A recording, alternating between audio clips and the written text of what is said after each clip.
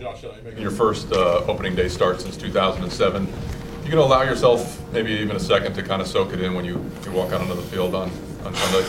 Yeah, I think hopefully the whole thing will be just it'll be fun, and it'll be reflected and it's going to be reflected right now in the way I prepare, and just I appreciate this opportunity, and I know and understand kind of the journey that I've been on, and so to be in this situation, I've said over and over again, it's very humbling, and I'm very thankful for it, and so I think I'm soaking it in right now, just in my preparation and the way I go about my days, because I want to make the most of it. I want to help this team win, and so yeah, I mean it'll kind of happen as it happens, but you know, we're out there to do a job and out there to win a game, and that's the main thing.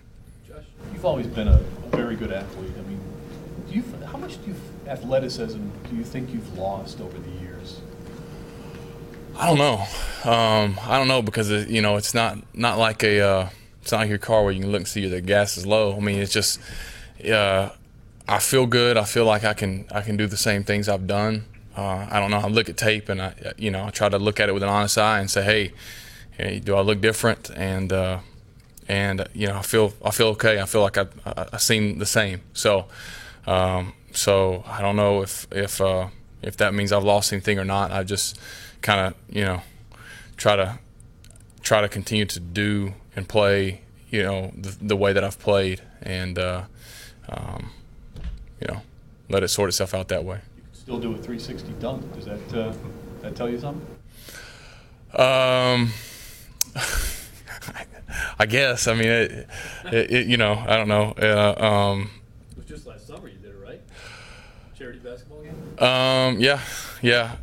I mean, I'm trying to move away from the basketball. I've been encouraged to kind of get away from that altogether, and so to answer your question, yes, I've done that, and all that means is that I can do that, I guess. Josh, how important is it for you and the team to get a quick start both in the game and in the season?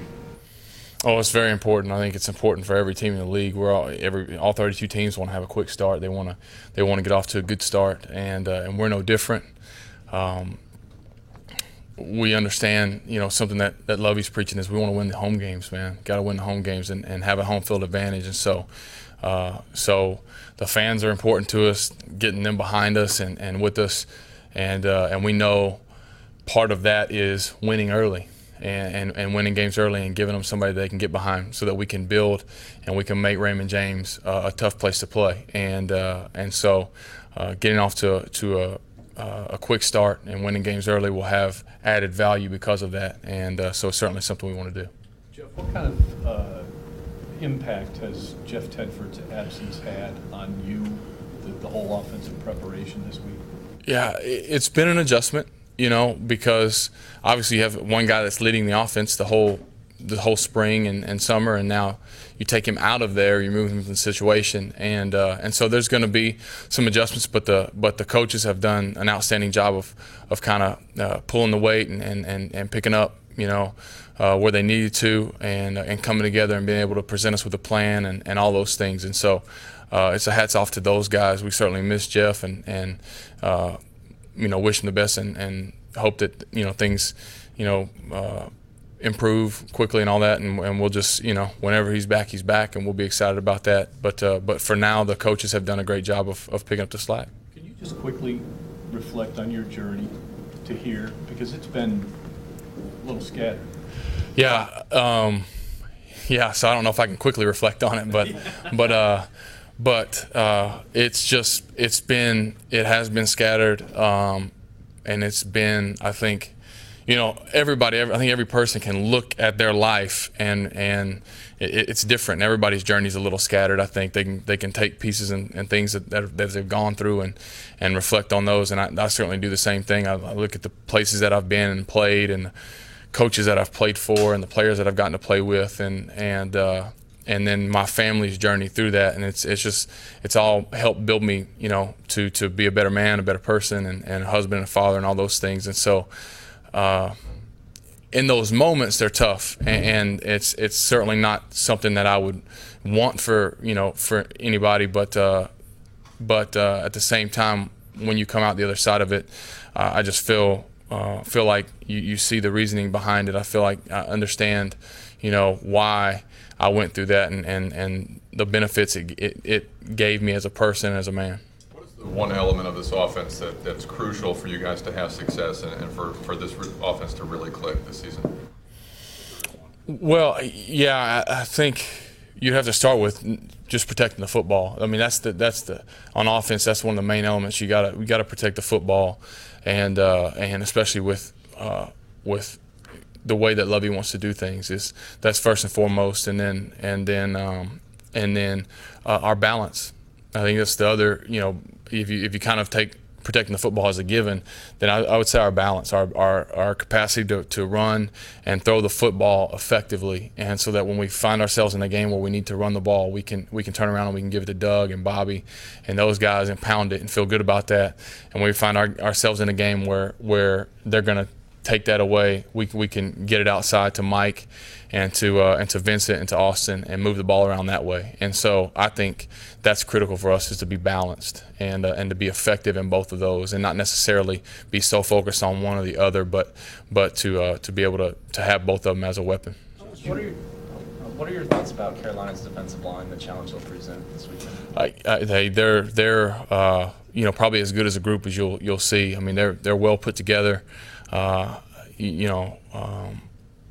Especially with the ends, but the guys inside are solid players as well, and so we understand that it's going to be a challenge for us. Greg Hardy and Charles Johnson are